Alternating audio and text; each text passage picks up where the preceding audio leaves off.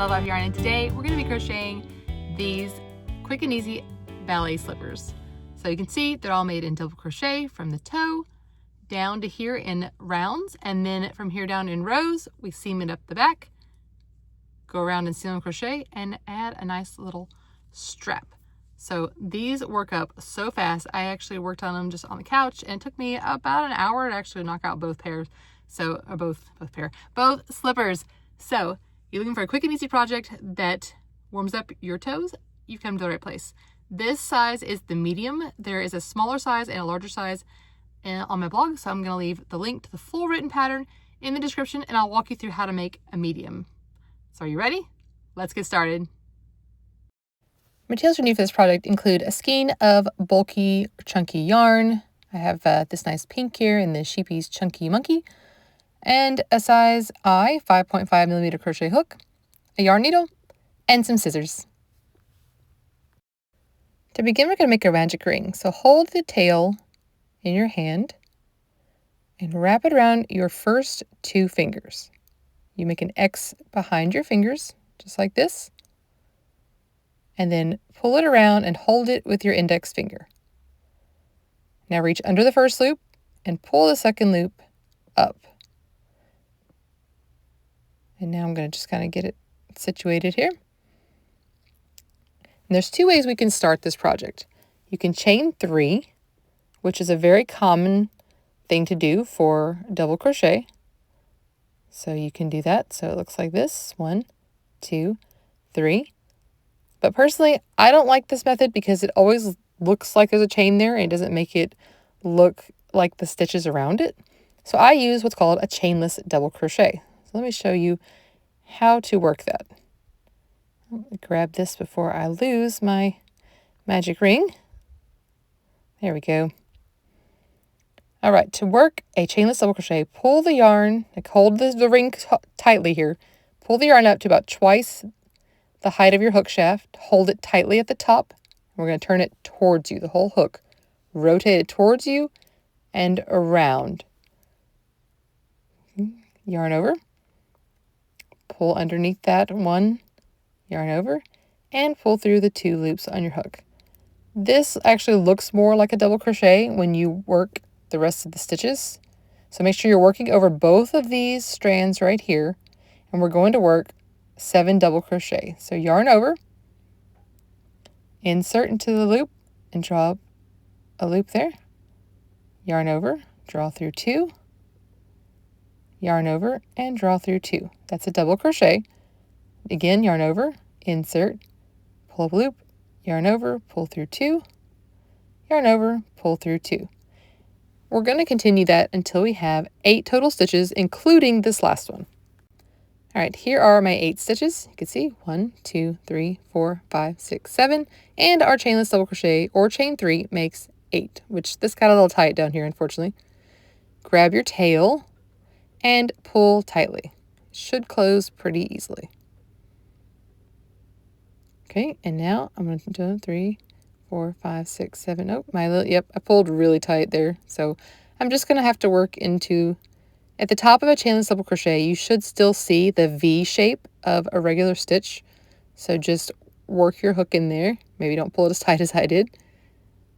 And slip stitch to close the round. Every round is going to be closed with a slip stitch because that's just the nature of double crochet. And there we go. Mine's, like I said, super tight, but there we go. So here we go. Our first round is done. So I'm going to work my chainless double crochet again. Once you get the hang of it, it's really easy. Now I'm going to double crochet in the same space. Since mine was tight, I got to work my way in there.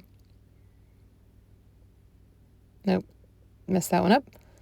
Okay, so I'm going to sneak it in. The next rounds will not be so difficult getting that in. All right, and then we're going to work 2 double crochet in, this is not cooperating with me, 2 double crochet in every stitch. You will have a total of 16 stitches at the end of this particular round. And like I said, we'll join every round with a slip stitch. So continue working 2 double crochet in each stitch, just doubling our stitch count. We started with 8, and now we're going to have 16.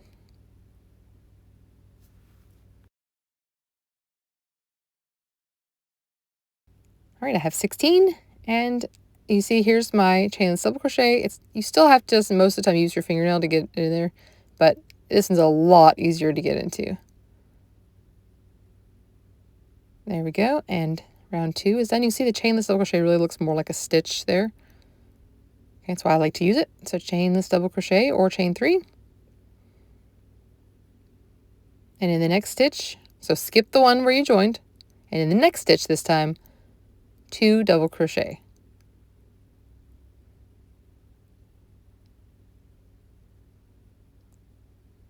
Okay, so now our pattern is going to be double crochet 1 and 2 double crochet in the next stitch.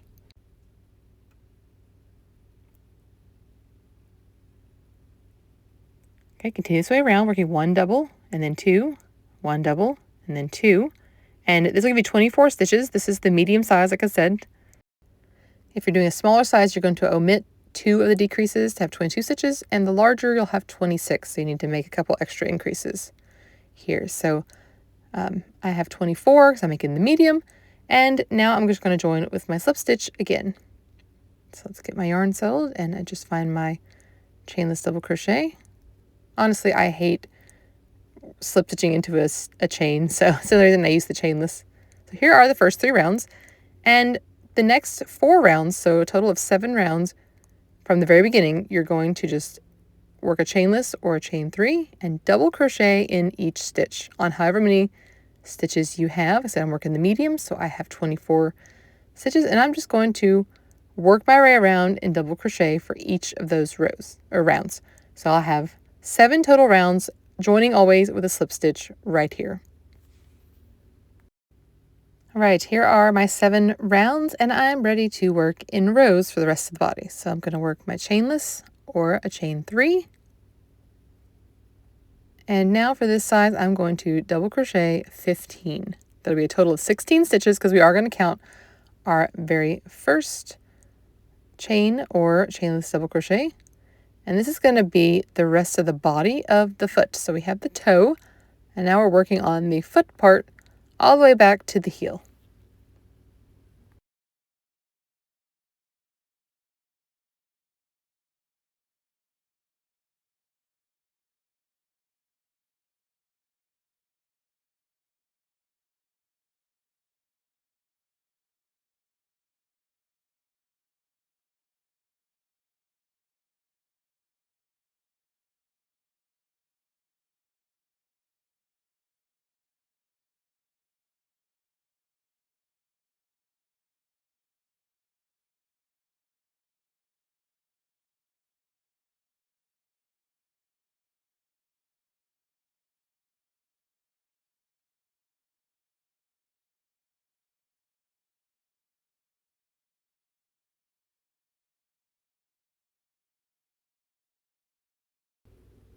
All right, and for these other stitches, you're going to leave them unworked. This is going to be the front of your foot here, so you're not going to work those. You're going to turn and work a chainless double crochet or a chain 3,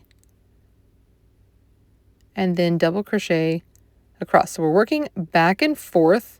The number of rows that you're making will depend on the size.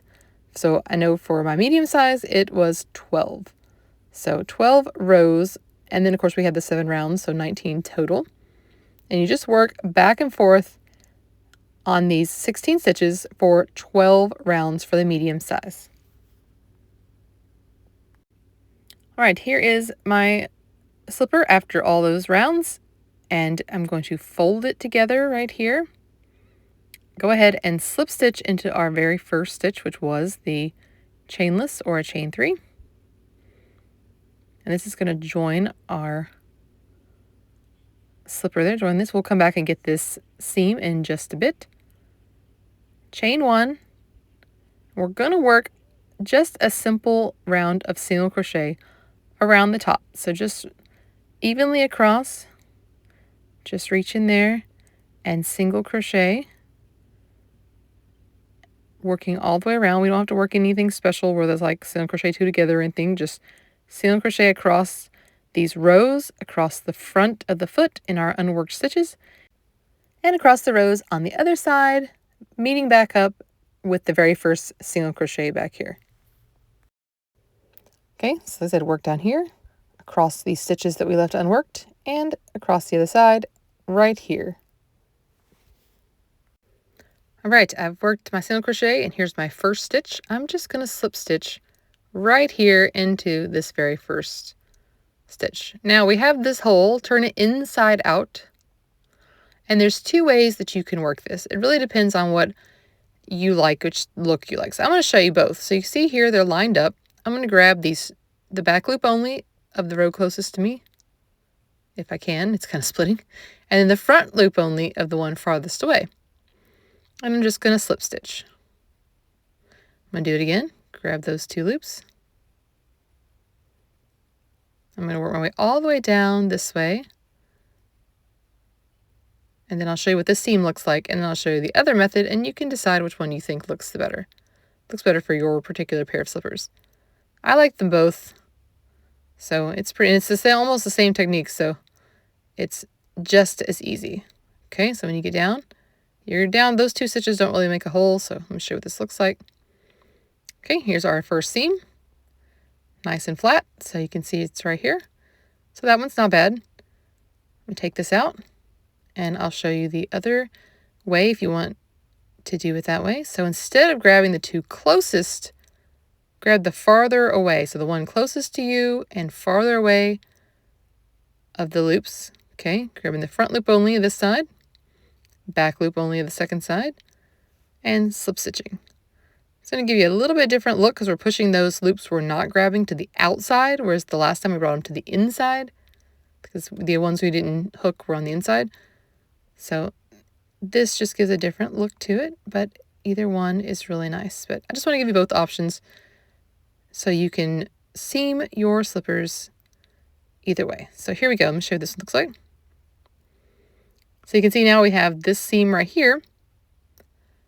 And when it closes up, it actually kind of meets together there. So like I said, they're both good. It doesn't really matter whichever one you prefer. You can test them both out. You can see a little bit of the inside with this, but I like them both. So it just depends. Personal preference. Okay, I've taken care of my end in there and seamed it up.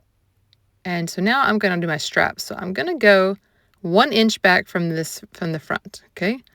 So I got my ruler here, 1 inch back. And you can see that's right 3, 4, yep, right here. I'm going to go ahead and put my hook in here. And this is where we're going to start our strap, okay? 1 inch back from the front. It's just a good place for a strap like we need. So move that out of the way. I was weaving in my little ends. So go ahead and grab your working yarn. And we're going to pull it up right here. Okay, so I have my tail end in the inside. I actually like to go ahead and tie it just to keep it still because I'm only doing a chain, so it does like to pull out. So just for now, I'm going to tie it. And we're going to chain 12. Okay, and this you can chain more or less depending on how much, if you have a narrow foot, you can chain less. If you have a wider foot, you can chain more. 12 generally for all the sizes seem to be pretty good. So you can see, bring it across. And then we're going to join. Actually, that was 10. Let's do 12. Join in the same stitch back. So I went ahead and counted before.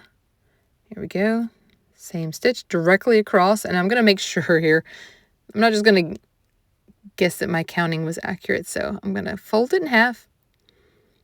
Make sure these actually meet on the same one. And yes, they do. So, okay, I'm happy with that. So I'm going to clip my yarn and fasten off. And that's really all there is to it. So from here, you would just weave in your ends and you are good to go. It makes a nice little slipper you can wear around the house. And I love wearing like crochet slippers when my feet are cold and we're heading into that time of year. So hopefully you've enjoyed this pattern. Come visit us at love.life.yarn.com for more than 350 free patterns. See you next time.